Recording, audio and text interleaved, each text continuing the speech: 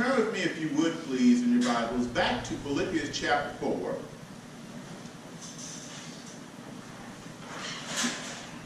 Back to Philippians chapter 4.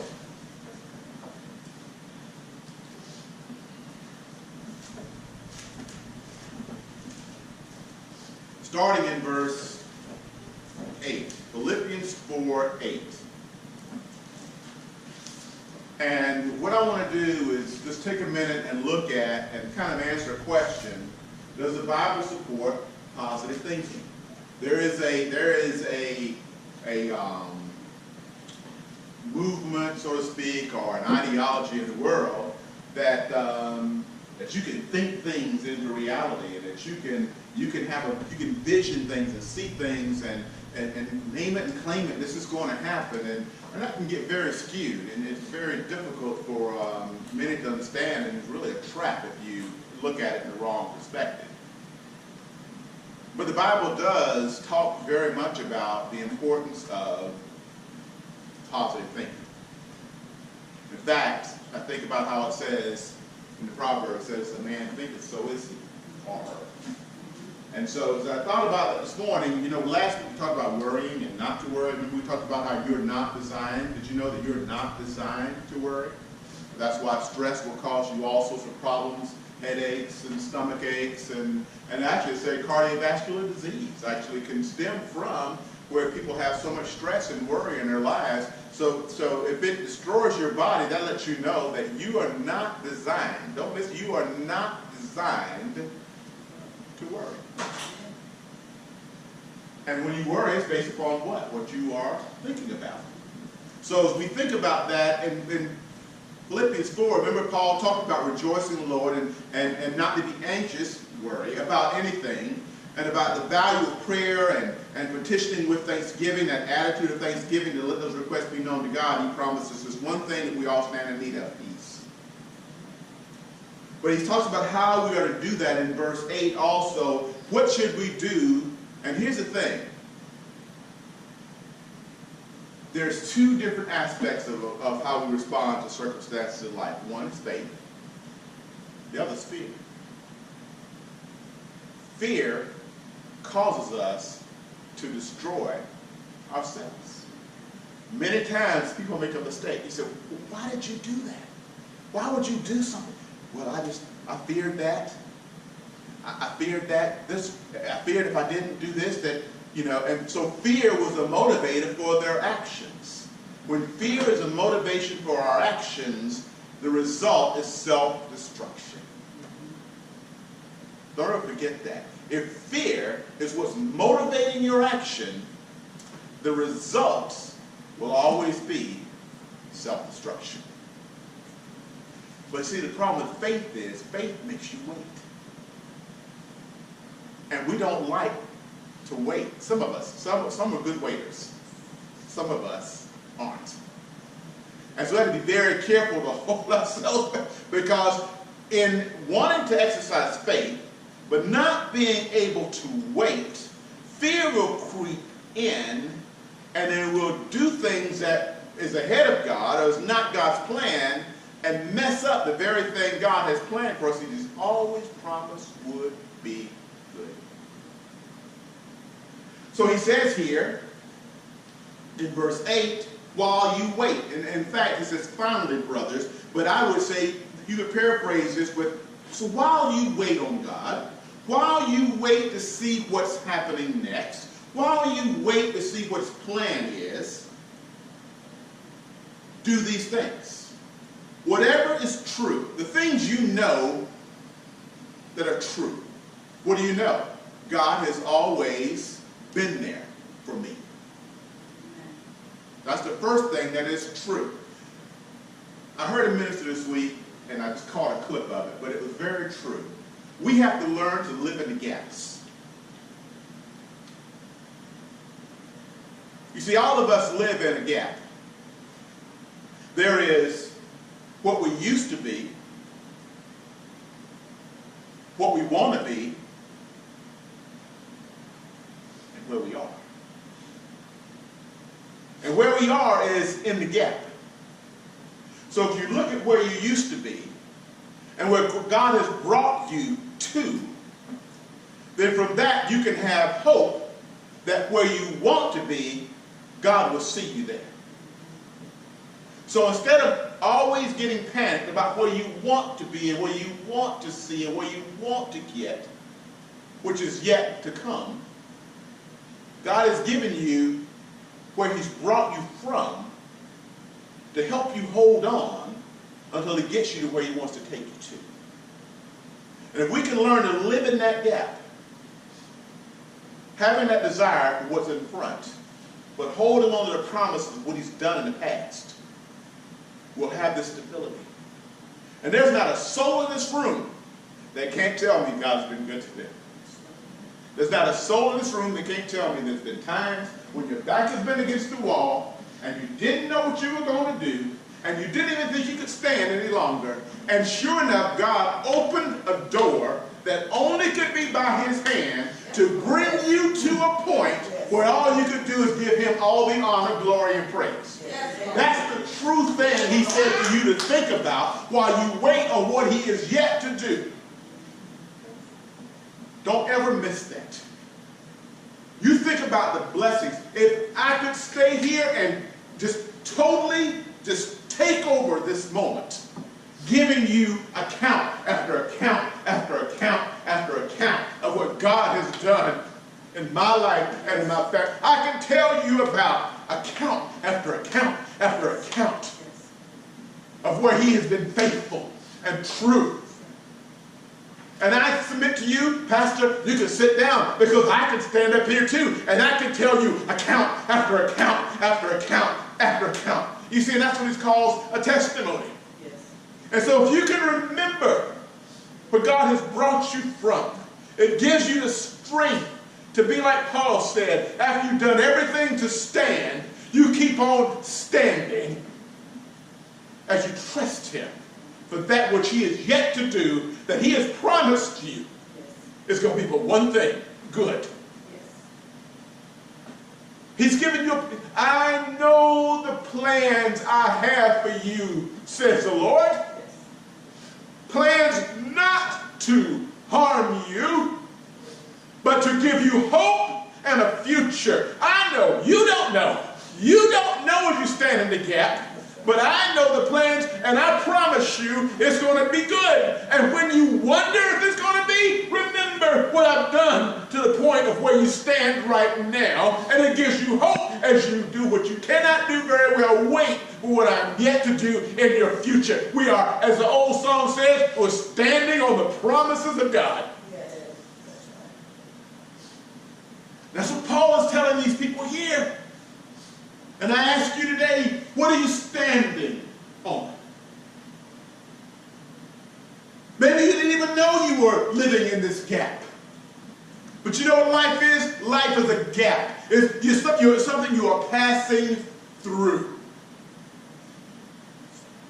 And he has given you this unique imprint. And it's called the desires of your heart. And when God created you and I, while we were yet in our mother's womb, there's a thumbprint he placed on us. And it was called the desires of your heart. Another word is to be called purpose.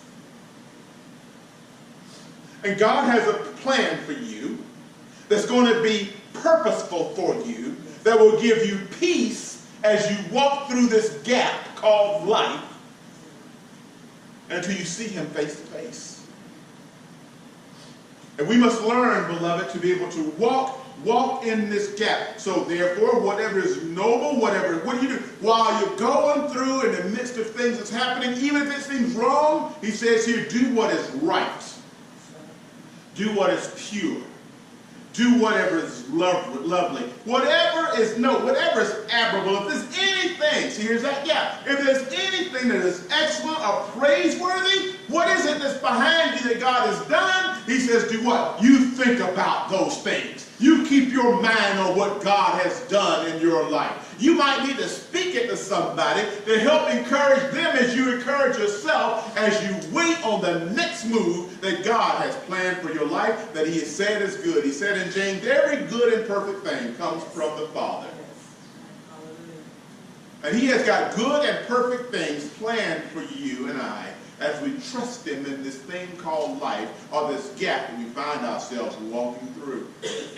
Isaiah 26:3 says, I will keep in perfect peace. Don't miss that. In perfect peace. Who? Those who keep their mind on steadfast on me.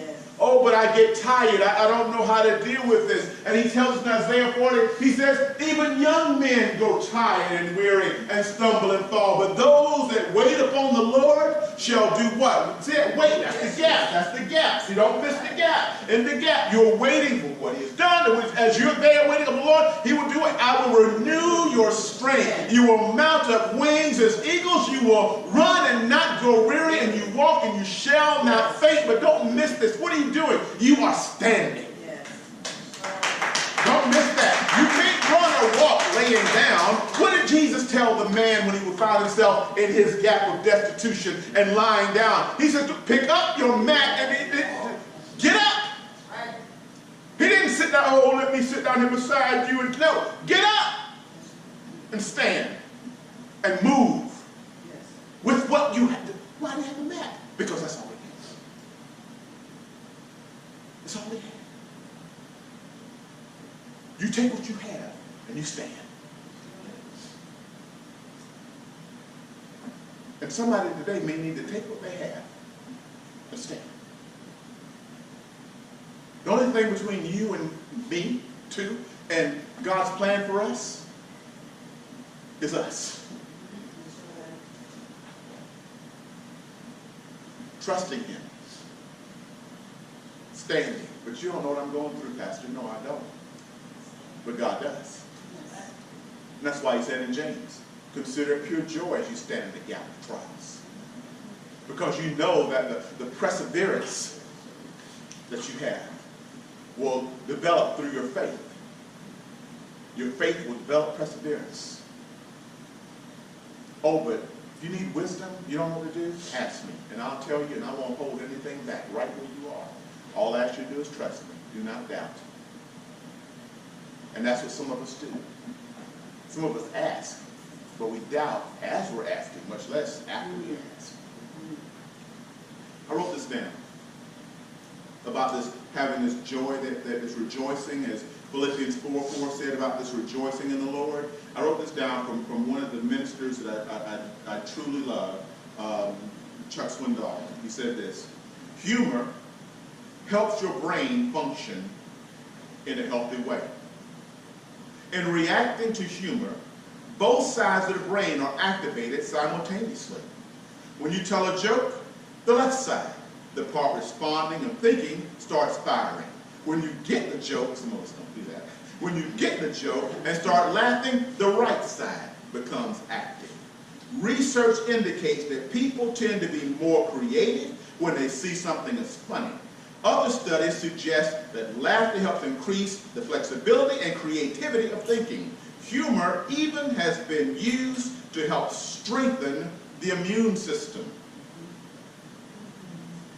Thoughts, positive and negative, grow stronger together when fertilized with constant repetition.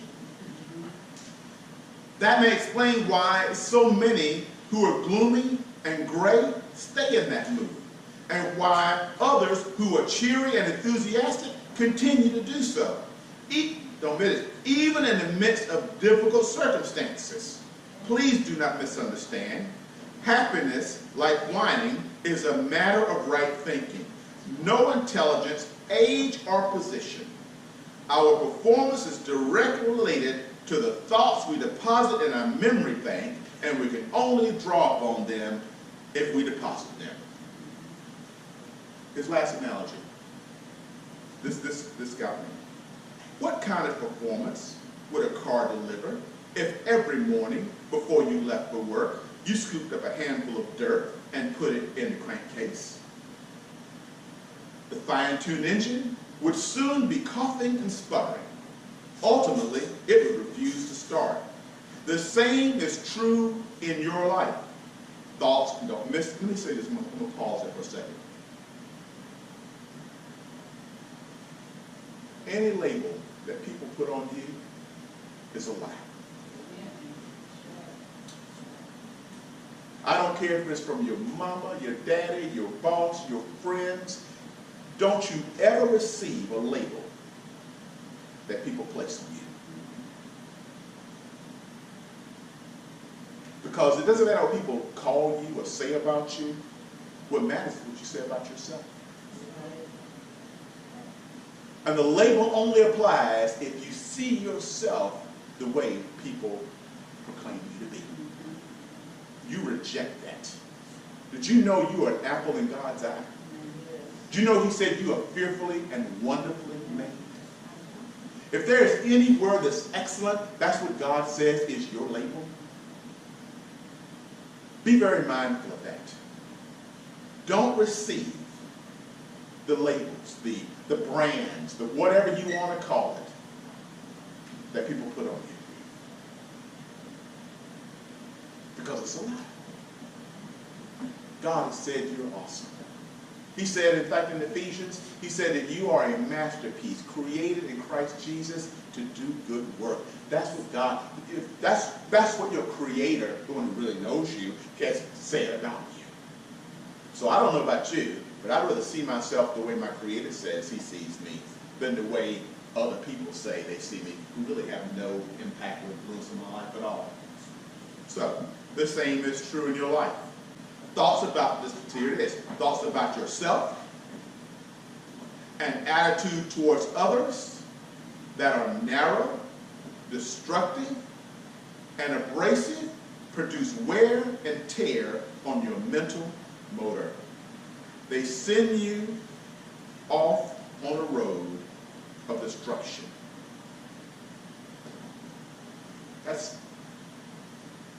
And that's why you see people living, what? Self-destructive lives.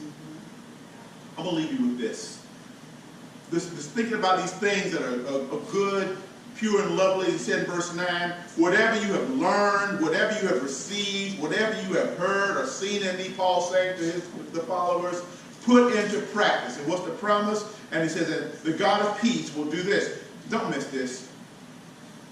He will be with you. Don't miss that. See, because sometimes we'll say, I'll just have peace. Then I'll finally be. No. The storm may still be there, but the God of peace will be with you. Did you know there is no greater blessing you can give someone than not necessarily being able, because you can't do this. None of us can get anybody out of anything. That's something that we really need to understand. I say I have a hard time with that. I want to be the fixer. Just like I was talking about for Monday. I want to be the fixer, right? You can't get anybody out of anything. But you can walk with them through what they're going through. Don't miss that. We need to learn to be able to walk with people through their struggles than always so being quick to get them out. And this is so different. Just like here, we may want peace in the midst of a storm. The storm is still there, but the God of peace is walking with us as we go through the storm. The same thing holds true for us. I'm going to close with this, as I promise. 2 Corinthians 10. You want to turn and you can write it down for later. 2 Corinthians 10. Paul talking to a church that was in turmoil,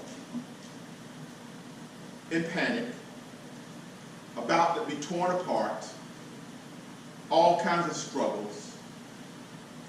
And he writes to them in this letter, and in chapter 10 of 2 Corinthians, he says in verse 3, for though we live in the world, we do not wage war as the world does. In other words, we don't respond as the way the world would in the trials we have. Verse 4.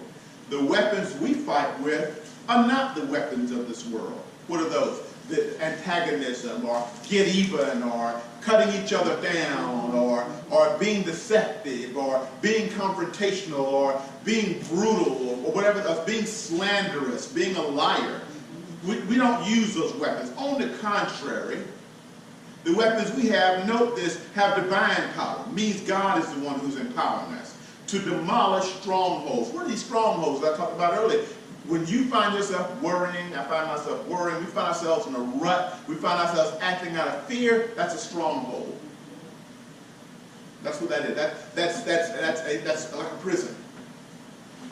Verse 5. We demolish arguments and every pretension that sets itself up against your knowledge of God. That, right there. See, in the gap, and fear sets in. In the gap, when we see what we want to see and we've forgotten about where God has brought us from. In that gap, if we aren't careful, we will find ourselves lost in our perspective. He says here, when that happens, I want you to do one thing. I want you to take every thought captive. And I want you to make it obedient to Christ. And that's what so as you leave here today, I want you to, I talked about earlier, think about, think about, because I got a list. But from there to here. Do you have a list? Can you even think of one thing God has done for you? From there to here. Can you think of one thing? I bet you, I say that because I'm sure you can think of a laundry list of things. Yeah. But as you are standing here, waiting for there, thank Him who He's brought you from. Remind yourself of how faithful God's been to you. And what it'll do is remind you that even now, you're not alone. He's with you. Right where you are. And He said He's got a plan. He's promised it'll be good. And all He's asking you to do is trust Him.